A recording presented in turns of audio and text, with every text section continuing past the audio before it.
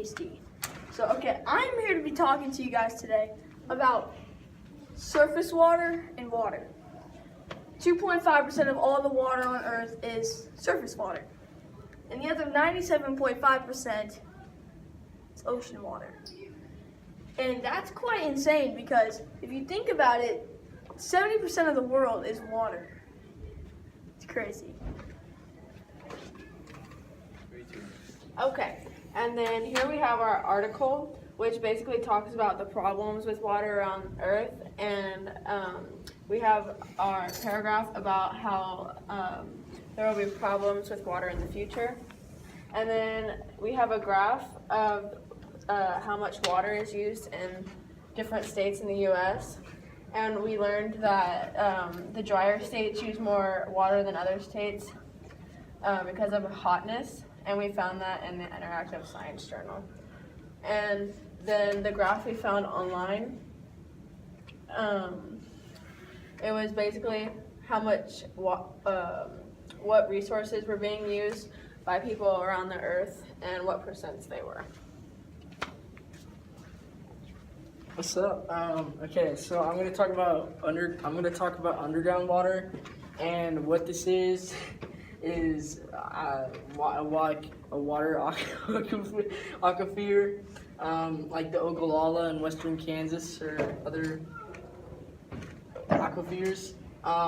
So the water table is the source for the Ogallala or any other aquifer, and there's 3 ways this can happen. I mean, there's a way how this happens is transpiration from the plants. There can be some runoff from that and run into the ground, and it'll seep down into here, into the water table, and it'll be fed into the aquifer.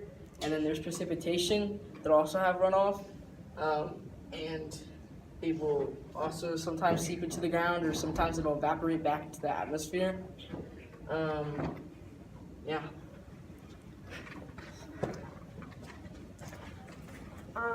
We have a graph about the wetlands, and 0.7% is wetland, 1.25% is recent burn, 0.12% is forest trees, and 0.12% is environment.